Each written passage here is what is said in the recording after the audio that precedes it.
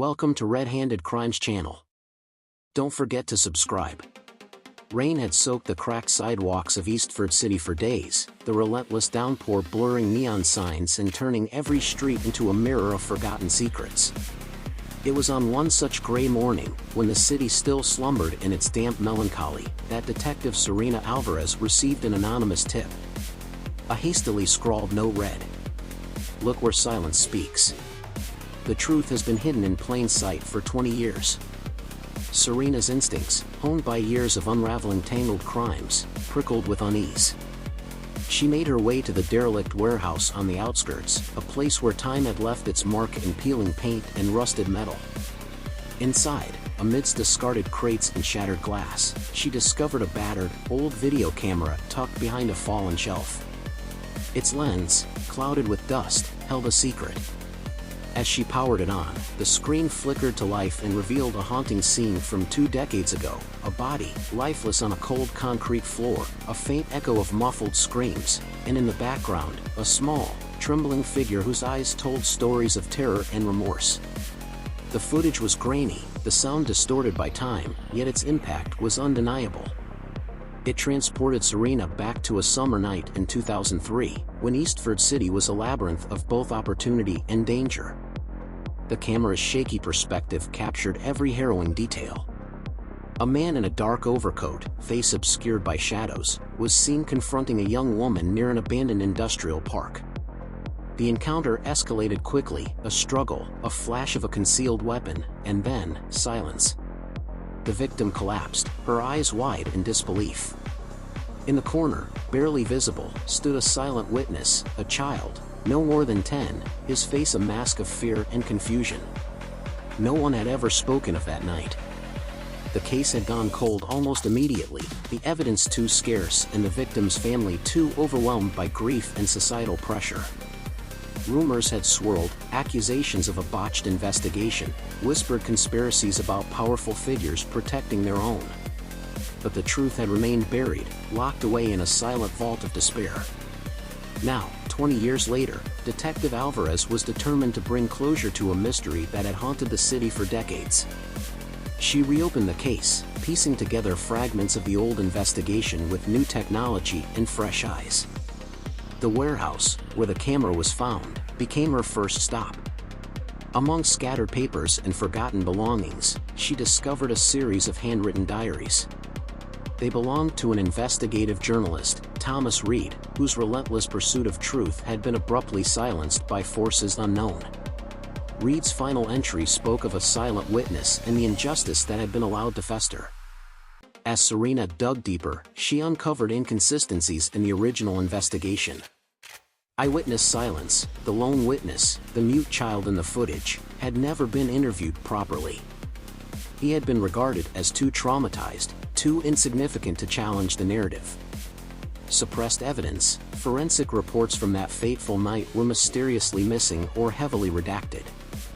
Powerful interests, rumors hinted at influential figures intervening to keep the case closed, fearful of the revelations that might emerge. With each piece of evidence, the past grew more complex and dangerous. Serena encountered old detectives who had once worked on the case. Some were reluctant to revisit painful memories, while others admitted quietly that the investigation had been sabotaged by internal corruption. One brisk autumn evening, while reviewing the recovered footage for the umpteenth time, Serena noticed something that had eluded her for years, a reflection in a shattered mirror near the camera's corner. In that fleeting moment, a familiar face, contorted by fear and sorrow, stared back. It was the child from the scene, now a young man.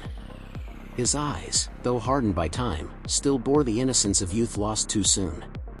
Determined to find him, Serena traced the clues meticulously. She discovered that the child's name was Malik Thompson, a boy who had been sent to foster care after the incident and had since vanished from public records. Malik, it turned out, had grown up under a veil of silence, his memories of that night repressed by trauma and a lifetime of neglect. After weeks of discreet inquiries, Serena finally located Malik living in a modest apartment on the city's edge. Meeting him was like stepping into a time capsule of unspoken horrors. Malik was guarded at first, his eyes darting nervously as he recounted his memories in halting, fragmented whispers. He described how, as a frightened child, he had witnessed the unthinkable, a brutal act that forever marked him. The silent witness had been forced into silence by those who feared that even a child's testimony could dismantle carefully constructed lies. Malik's testimony was both heartbreaking and crucial. He recalled the presence of a man with a commanding aura, someone who did not hesitate to use power to control the narrative. He remembered a voice, a low, menacing tone that assured him, "You must never speak of this." Malik's silence was not mere fear, it was survival in a city where truth was a luxury few could afford. Armed with Malik's account and Thomas Reed's forgotten diaries, Detective Alvarez revisited old police records and re-interviewed witnesses who had been too afraid to speak out. Each new piece of evidence began to dismantle the story that had been fed to the public for 20 years. The investigation revealed that the man in the dark overcoat was not a lone criminal, but an enforcer for a powerful syndicate that had infiltrated the city's upper echelons. Their objective was clear: silence any threat to their dominance, even if it meant framing an innocent man. The layers of deception were staggering.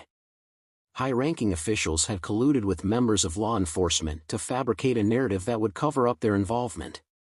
The victim's family, overwhelmed by fear and societal stigma, had been pressured into silence. Malik's silence had been coerced by a network that thrived on unchallenged authority. Serena worked tirelessly to gather irrefutable evidence. Late nights were spent poring over dusty case files and cross-referencing testimonies. In a breakthrough moment, forensic retesting of preserved biological samples confirmed that the DNA found at the crime scene did not match the innocent man who had been convicted. Instead, it pointed directly to a man with deep ties to the syndicate, a figure who had managed to elude accountability for decades. As public interest in the cold case reawakened, whispers of corruption grew louder. Activists, spurred by social media and a renewed call for justice, began to rally behind Darius Cole, the man who had been wrongfully convicted all those years ago. Darius, now in his late 40s, had spent 2 decades in prison, his spirit battered but never entirely broken. His case had become a symbol of a flawed justice system and the high price of silence. A media frenzy ensued as new evidence in Malik's courageous testimony forced the city's authorities to act. An independent review board was established to examine the case, and for the first time in 20 years, Darius's conviction was put on trial once again. The courtroom was packed, family members, activists, and citizens who had long demanded change filled every seat. Detective Alvarez, now a key witness in the reopening of the case, testified about the evidence she had unearthed and the relentless pursuit of truth that had brought the silent witness's story to light. Malik, though still fragile, bravely recounted the night he had been forced into silence, his words echoing in the charged silence of the courtroom. The trial stretched on for weeks, each day peeling back another layer of deception. Witnesses came forward, corroborating Malik's account. The re-examined forensic evidence became an undeniable testament to the truth. In a dramatic climax, the presiding judge declared, "In the interest of justice and truth, I hereby overturn the conviction of Darius Cole." The verdict sent shockwaves through Eastford City. Crowds gathered outside the courthouse, voices rising in celebration and disbelief. Yet, even as Darius was released, a free man after 20 long years, the scars of injustice remained. Families had been shattered, and the silent victims of corruption would carry their pain forever. In the months that followed, Eastford City embarked on a painful journey of reconciliation and reform. Darius, forever changed by his ordeal, dedicated himself to advocating for those still trapped in the system. Malik, once the silent witness, found his voice in community outreach, ensuring that the truth would never be buried again. Detective Serena Alvarez continued her work with a renewed commitment to uncovering the stories hidden in the shadows. The case had exposed not only the corruption that had marred the justice system but also the indomitable human spirit that refused to be silenced. As the city slowly healed, a final message resonated through the hearts of those who had followed the case. In a world where truth is too often suppressed, even the silent can speak volumes, and sometimes, their whispers are enough to ignite a revolution.